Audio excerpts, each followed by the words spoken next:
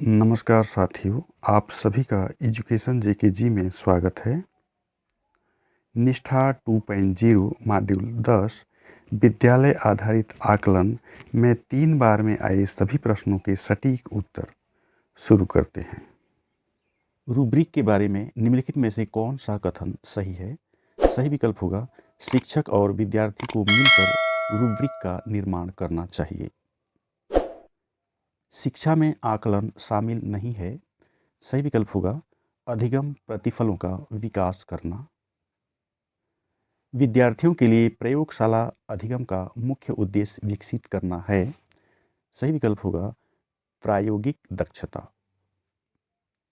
निम्नलिखित में से कौन सा रूब्रिक का मानदंड नहीं है? सही विकल्प होगा बहुविकल्पीय प्रश्न। निम्नलिखित में से कौन सा कथन उपलब्धि आधारित आकलन के बारे में सही नहीं है कि यह विद्यार्थियों के उच्च कोटि के चिंतन कौशलों में लगता है? सही विकल्प होगा ज्ञान आधारित सूचना का पुनरुत्थान। राष्ट्रीय शिक्षा नीति 2020 की संस्तुति के अनुसार बोर्ड की परीक्षा में क्या बदलाव होगा? सही विकल्प होगा दक्षता आधारित प्रश्न। साकल्यवादी और पूर्वाग्रह रहित आकलन को किस पर आधारित होना चाहिए? सही विकल्प होगा बहुसाक्ष्य। अनुप्रस्थ दक्षताओं के संदर्भ में कौन सा कथन सही है? सही विकल्प होगा माध्यमिक स्तर पर अनुप्रस्थ दक्षताएं का शिक्षण अधिगम अत्यधिक परिणाम देता है। आकलन की निरंतरता निम्नलिखित में से कौन सा विद्यार्थी आकलन की ओर अग्रसर होने में अधिक प्रवृत्त हैं? सही विकल्प होगा स्व आकलन। माध्यमिक स्तर पर विकास के लिए मूल अनुप्रस्थ दक्षताओं को विकसित करने की आवश्यकता है किन क्षेत्रों में? सही विकल्प होगा सभी पाठ्येतर क्षेत्र। शिक्षण अधिगम एवं आकलन प्रक्रिया में प्रौद्योगिकी का समावेशन विद्यार्थियों की सहायता करता है। सही विकल्प होगा बहुआयामी और किसी भी समय कार्य आकलन के माध्यम से अधिगम के मार्ग। निम्नलिखित में से कौन सा गतिविधि विवरणिका आकलन से संबंध नहीं है? सही विकल्प होगा विवरणिका को या पोर्टफोलियो को आकलन बोर्ड के पास ग्रेडिंग के लिए जमा करना। निम्नलिखित रूब्रिक में कौन सा उपयोग किया जाएगा जिससे हम निपुणता पर प्रतिपुष्टि प्रदान करने के बजाय विविध मापदंडों के लिए ग्रेड प्रदान करें? सही विकल्प होगा केवल एक ढांचा या फ्रेम। माध्यमिक स्तर पर ऑनलाइन आकलन की कौन सी सर्वाधिक सुविधाजनक विधि है? सही विकल्प होगा MCQ। निम्नलिखित में से स्व आकलन के लिए कौन सा उपकरण सही नहीं है? सही विकल्प होगा कक्षा परीक्षा।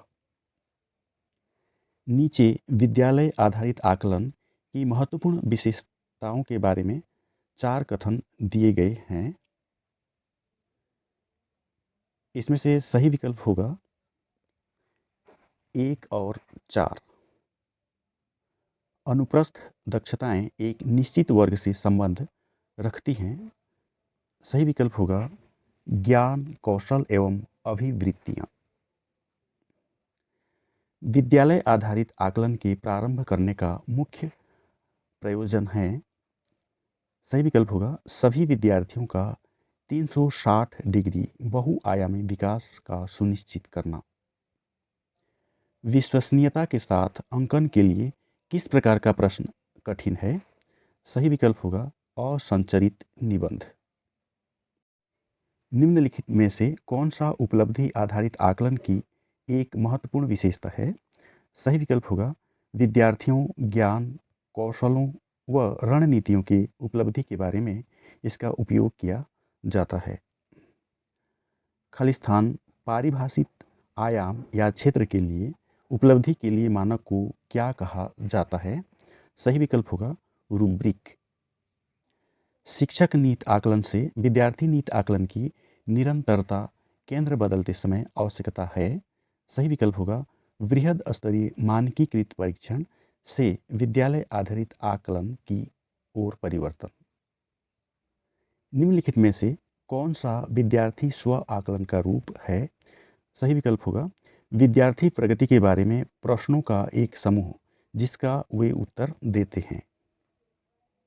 अधिगम के लिए आकलन में स्व आकलन और सभी सहभागी समूह आकलन महत्वपूर्ण है क्योंकि यह उन्हें किस ओर ले जाएगा।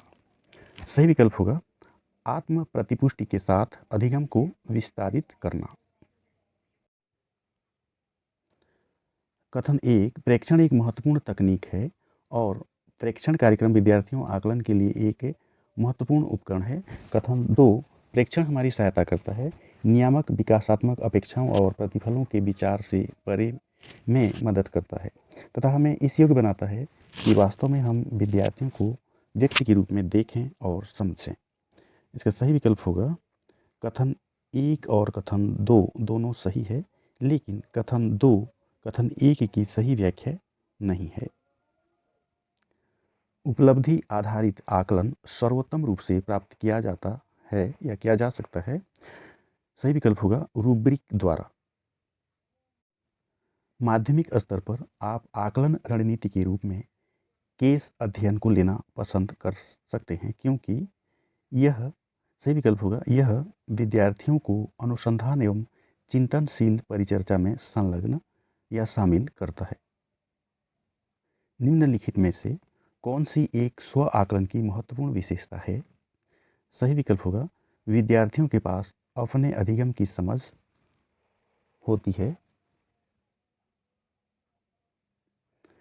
कथन 1 प्रेक्षण एक महत्वपूर्ण तकनीक है और प्रेक्षण कार्यक्रम विद्यार्थियों आकलन के लिए एक महत्वपूर्ण उपकरण है। कथन 2 प्रेक्षण हमारी सहायता करता है नियामक विकासात्मक अपेक्षाओं और प्रतिफलों के विचार से परे में मदद करता है तथा हमें इस योग्य बनाता है कि वास्तव में हम विद्यार्थियों को व्यक्ति के रूप में देखें और समझें। सही विकल्प होगा कथन 1 और कथन 2 दोनों सही है और कथन 2 कथन 1 की सही व्याख्या है। कथन 1 व्यक्ति अध्ययन विधि का उपयोग करके शिक्षक का उद्देश्य विद्यार्थी के तर्कना समस्या समाधान और निर्णयन कौशलों का विकास करना है। कथन 2 व्यक्ति अध्ययन विद्यार्थियों को अवसर प्रदान करते हैं उन्हें एक क्षेत्र विषय में अद्यतन मुद्दों में लगातार उनके अधिगम को वास्तविक विश्व स्थितियों में स्पष्ट रूप से प्रासंगिक बनाया जा सकता है। सही विकल्प होगा कथन 1 और कथन 2 दोनों सही है और कथन 2 कथन 1 की सही व्याख्या है। निम्नलिखित में से विचारात्मक अवधारणा निर्माण संगठन समाकलन संबंध और मूल्यांकन की क्षमता को किसका उपयोग करके मापा जा सकता है? सही विकल्प होगा रूब्रिक। कथन 1 रूब्रिक मानदंडों का एक व्यापक समूह है जिसका उपयोग विद्यार्थियों के किसी विशिष्ट कार्य के आकलन के लिए किया जाता है। कथन 2 इसे आकलन बोर्ड द्वारा विकसित और प्रदान किया जाता है और गैर सहभागी है। इसमें शिक्षक और विद्यार्थी दोनों की भूमिका नहीं है। सही विकल्प होगा कथन 1 सही है लेकिन कथन 2 गलत है। उपलब्धि आधारित आकलन सर्वोत्तम रूप से प्राप्त किया जाता है या किया जा सकता है। सही विकल्प होगा रूब्रिक द्वारा। सबमिट करते हैं।